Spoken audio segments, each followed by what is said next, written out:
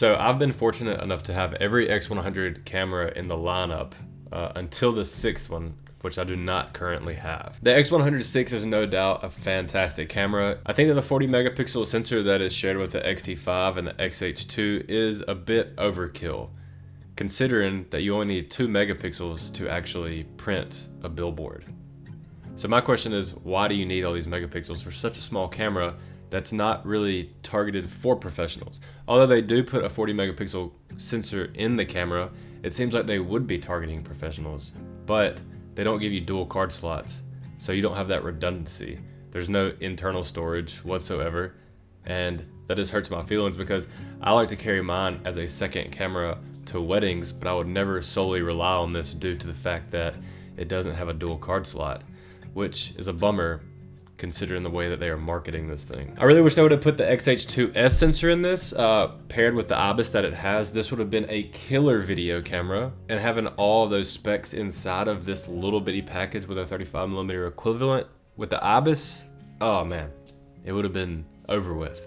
And then they could have marketed to something so much bigger to videographers and photographers because it would have had the same megapixel count as it did last time in the X100V series. I think they really missed the mark on that particular spot right there. There's a million things they could have done with this camera that were different, but we've got what we've got, and I think I want to talk about whether or not you should upgrade to the X100 or keep whatever camera you have as far as the X100 lineup goes. And if you don't have an X100 camera, is it worth actually purchasing this one, or should you go for the X100F or the X100V? We're gonna get into it. I hope you have had the opportunity to actually play with an X100 series camera because the way that the button and dials are laid out are fantastic. The exposure triangle is right in front of you. You have the ISO and shutter speed dial on the top, and they're actually integrated, so you just pick up and spin the ISO dial and it goes just seamlessly to where you need it to go, which is amazing.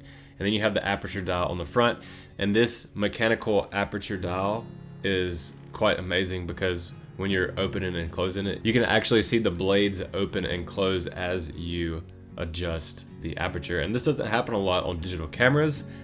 So whenever you're using, say, a Sony and you dial in the aperture, if you look at it, it's going to be wide open because it needs the light to actually figure out what it's focusing on. That's one downfall about the X100V that I've noticed. If you're at smaller apertures, then you tend to hunt focus a little bit more, especially if the subject is in the distance for some reason. The touchscreen is easily customizable. I have mine set up to where it is the white balance and then film recipes that I have put in myself, and also the film simulations that come with the camera. And that's what I use mine for, and it's just a really easy way to get through and navigate the menu system, especially if you use those things quite a lot, which I do, and it's just a really nice way to program your X100. Having weather sealing is great. I wish it would have been integrated in the camera for the X100V, and the X100 definitely missed the mark on that one as well, but it is nice that you do have the ability to weather seal it by just using a filter, and then you're good to go. I've taken this thing out in several different types of environments, snowing, raining, and near the beach, and I have not had any type of issue so far. And I've had this camera since its release date in 2019 or 20, whenever it first came out. So I haven't had any issue whatsoever with this camera as far as weather sealing goes.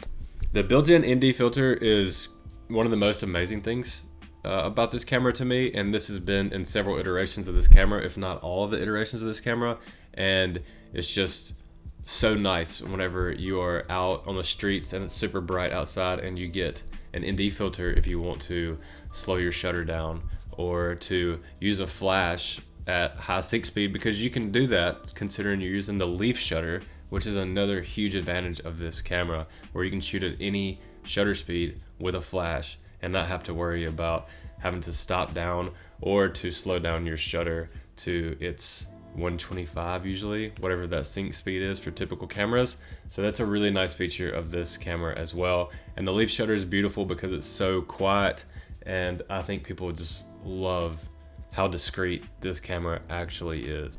The EVF to the OVF is pretty awesome, especially if you're coming from a film camera or you're pairing this with a film camera, so you have the optical viewfinder so that you can see the world around you rather than a screen. And then it also has the hybrid where you can see the little screen in the bottom corner but still have the optical viewfinder as well. And plus, of course, the very bright EVF that's built into this works fantastic, and I use it 90% of the times while I shoot with the X100V. I'm not sure if you knew, but it does have a macro lens built into it. So instead of having to click a button to turn the macro on, it actually does it automatically now. You used to have to actually click a manual macro button for, I think, the X100F and everything before that to get into macro mode. And now we have it where it's just built straight into the lens, which is phenomenal, super sharp. It's really nice to be able to get close to rings and things if you're doing any type of wedding work.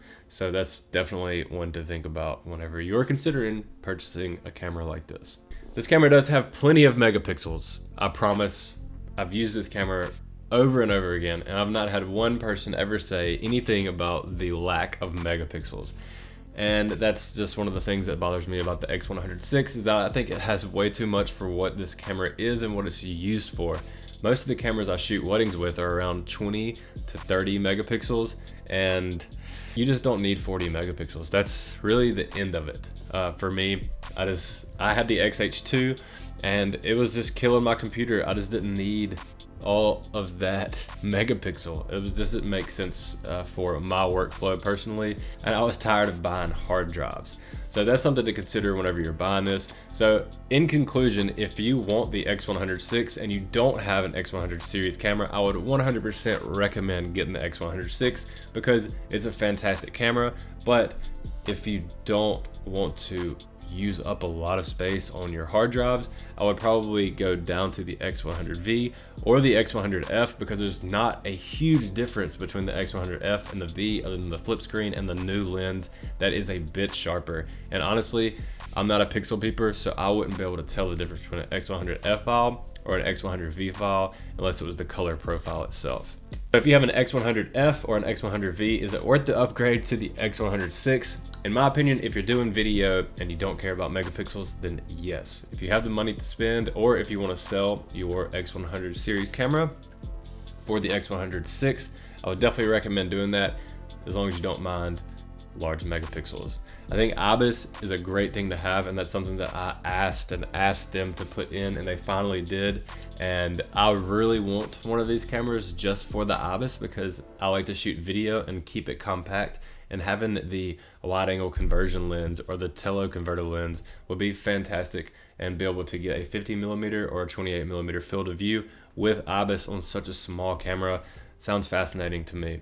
And the XH2 I shot with has great video, and this has all the same specs as that, considering it's sharing the same sensor as the XH2 and the X-T5. So if you want a great video camera that's handheld, and you're okay with a fixed 35mm focal length, I think this is definitely something that you should consider. If not, X100V, fantastic. X100F, fantastic. Anything before that, I honestly wouldn't get for myself, just because they're lacking in a lot of areas and they're kind of harder to deal with. So that's my thoughts on this camera, and I hope you enjoy this video, and until next time, peace.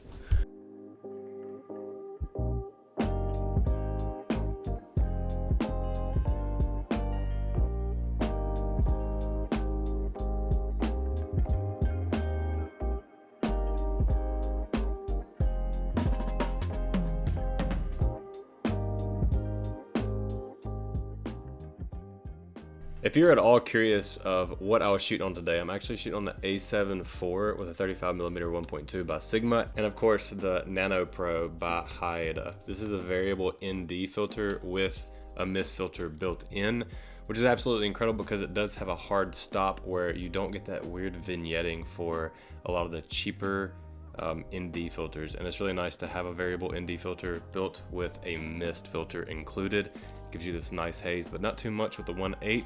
And I really like the way that they produce their filters. I only use Haida filters for all of my work. You can't go wrong with them. Superior build and great quality. So thank you so much, Haida, for sending out this amazing filter.